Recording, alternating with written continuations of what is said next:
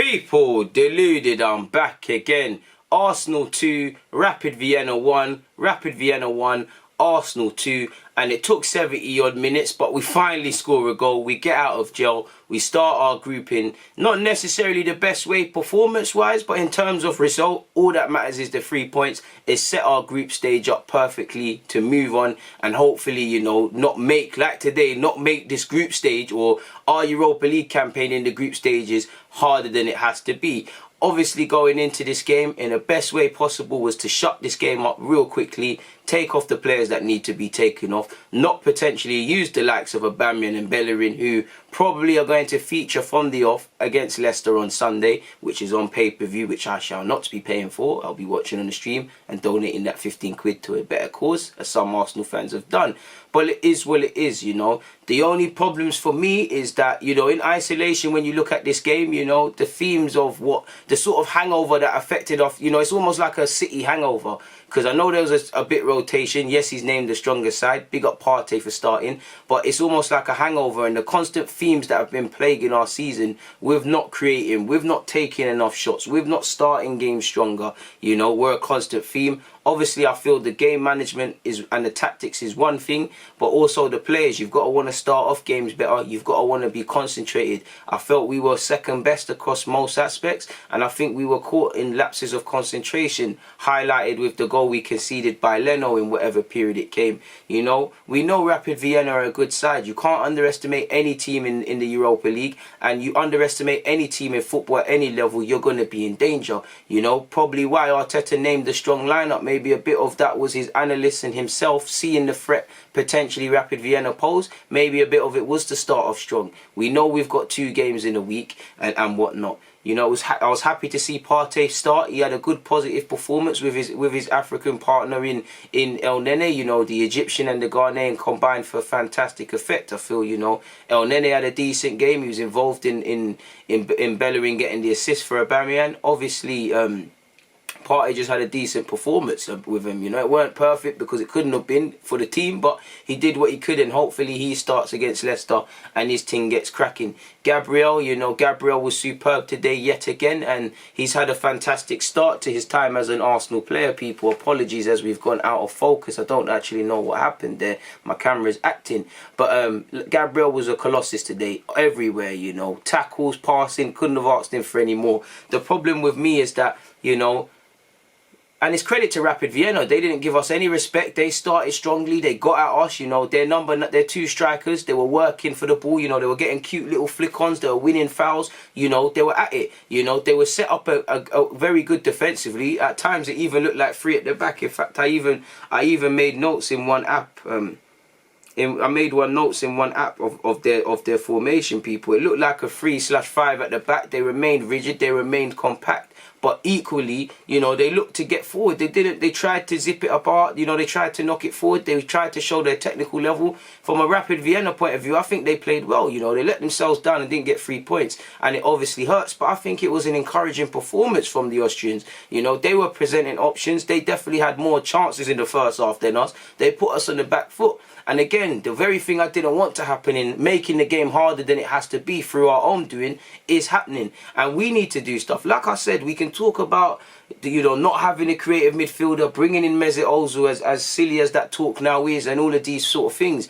But, you know, we can't just look for one man to change us creatively. You know, players have got to want to play those difficult passes. The management have to work on the sidelines in the week to provoke attacking situations where players want to unpick the lock. You can't just expect one man to do it, or it's not going to be good. And I'm looking at players to be a bit more brave. Obviously, it looked like a 4-4-2 today, and I think Eddie worked hard on that left-hand channel, but he looked awkward. I don't think Lacazette was at it today. You know, Pepe was hot and cold. He had a better second half. I think Bukayo Saka was at it today, as he normally is. But there was too many backwards passes. There wasn't enough intention in our play. There wasn't enough invention in our play. You know, I was looking at us. Can we do things in 2-touch? Can we skip out certain players when we skip out? Because we're defending against 2 banks of 4, you know, 5 defenders, you know, 11 men men behind the ball sort of thing. We knew what to expect. And I think their game plan is working really and truly. We didn't really create anything. You know, there was a passage where we won a couple corners.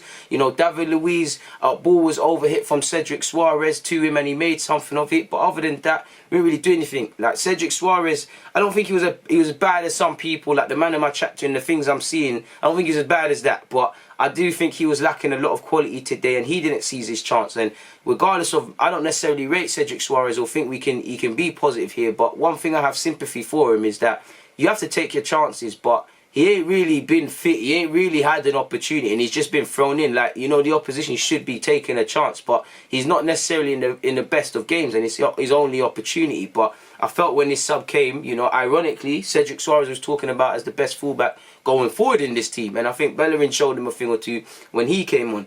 But we're not creating. The better chances are falling to Rapid, in my opinion. Yeah, you know, shots and the statistics in terms of possession and passes might have been even, and I wouldn't say they're necessarily dominating us, but I'd say they're more positive. They have more positive things to say. I don't think we're playing bad. I don't think we're necessarily playing good. I think we're going through several motions. We need to wake up, and we need to earn, no matter who you play, no matter where you play, you need to earn the right to play football. And I think we was yet to do that tonight in the first half, really and truly, you know. We just really needed to wake up, really and truly. We haven't really tested their keeper. We are having lapses of concentration defensively. I felt we're leaving too many gaps in our team defensively and too many areas of encouragement for obviously Rapid Vienna and their management staff to want to consider people. You know, we're making it harder than it needs to be. And going into half time, I'm saying, you know, their forwards are busy offering an outlet, but I can't really see our forwards. I can't really see enough invention in our team. I don't really see anybody really, like, especially the young, well, there's not really young players, but players that are on the fringes or rotation options. I'm not really seeing anybody seize the moment and tell Arteta that I need to play. I think Partey's playing well. I think Gabriels playing well. I think Leno's looking a bit shaky even in the first half, but it is what it is. I'd say going into half-time, for obvious reasons, Rapid Vienna are obviously going to have more confidence. You know, they're 0-0. You know, they should be believing that they can get a goal. They should be believing that they should win this game. For us, we just need to wake up. We need to get into fourth gear. We need to wake up fourth and fifth gear. We need to earn the right to play. We need to put this game to bed. We need to start off well in the Europa and don't make this harder than it needs to be. At a time, I was looking at the Dundalk results, and I don't know how it went, but at a time, it would have looked at, and this is when we was losing, we actually would have been bottom of the group. So we needed to get out of jail in this thing, really and truly. It's as simple as that. At half-time, we had 4 shots. They had 5 shots. We had 1 shot on target. They had 2 shots. So statistically, there wasn't much in it. You know, dare I say, the statistics, apart from shots, were more favourable to Arsenal. But that was a classic case of statistics not selling the full story, because anybody that watched that, I won't say it was like playing Barcelona where, you know, we're looking scary. I'm just saying it does look like we can concede. It does look like we're going to be made to pay for lack of taking any small opportunities that came our way or not creating. And it's just the balance of things, you know. Rapid Vienna, their quality of finishing weren't really good. You know, there was one incident where I think their striker did very well. He took it in his stride on the left hand side and he dragged the effort wide of Leno, but the intention was there. They were doing the right things, and the law of averages suggests when you work hard on things, you will get your luck on the balance of things, and that's what you don't want to happen. You don't want to keep allowing Rapid Vienna to keep getting confidence, to disregard the fact that they're playing a Premier League side, because that's what they should do. That's what they should do, but they stopped respecting us, and they're doing the right things for their manager. For Arsenal, it's a nightmare.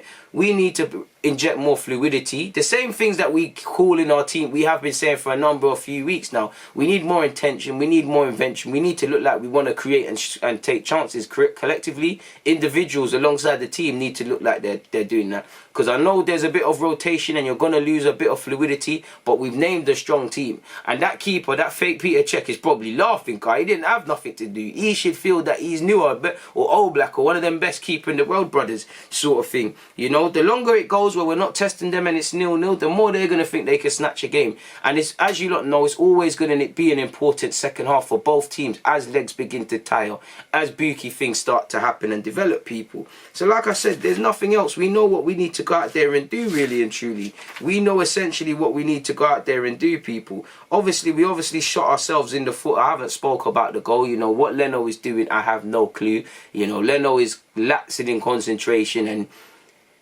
you all saw the goal, you know. We've gone a goal down. To be honest, I know I didn't speak about it. I can't even remember if it came in the first or the second half. I've got so much to say, people. It came in the second half, as I thought, 51 minutes in, you know, straightly after half time. We started the second half as we carried on the game, you know. You're not taking in what Arteta is saying. You're not trying to improve your performances. So can we really be confused? You know, Leno made the mistake. He has to hold his hands up, and he almost made another.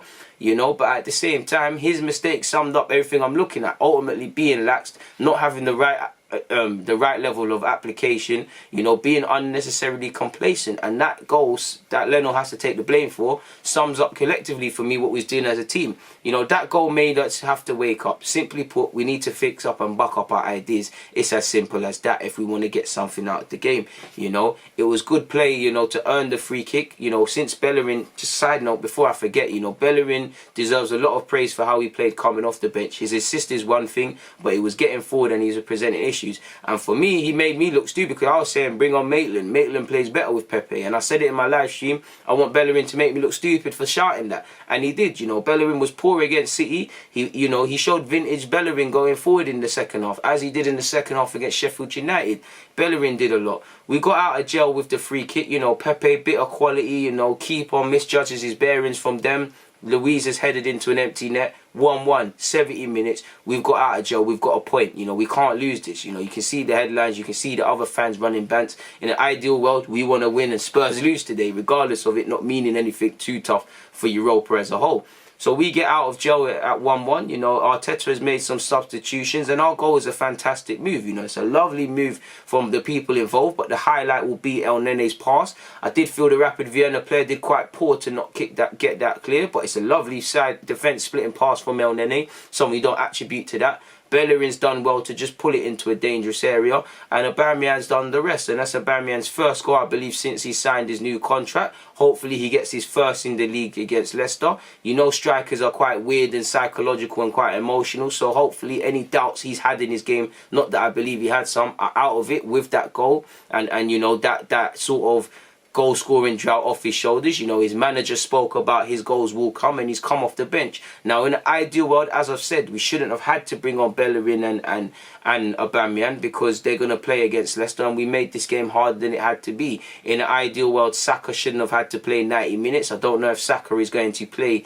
against Leicester. I hope he does. Saka was good. You know, Leno made his mistake, and he's going to have to hold his hands up. I feel El Nene, Saka, Gabriel in particular, Partey, Bellerin and Aubameyang, shout out to them off the bench. But once again, Saka, in no order, Saka, Partey, Gabriel, El Nene for me were the standout stars. In particular, I felt El Nene was alright today. Bellerin made a difference off the bench, as did Aubameyang. Obviously, you already know what Partey was on today. And for me, you know, Gabriel would, out of all the stars I've highlighted, Gabriel would probably be the man of the match. He didn't put a foot wrong. But you know what it is, people. It was a poor start. You know, the same themes, regardless of whether we're playing in Europe or in the Prem, kind of persisted. But we got 3 points. We moved forward, and, you know, we face a tough clash against Leicester City on Sunday. So we'll be there. So, yeah, on that note, there's nothing more to add. It's always a pleasure, but I got to get out of here. DG, I'm out.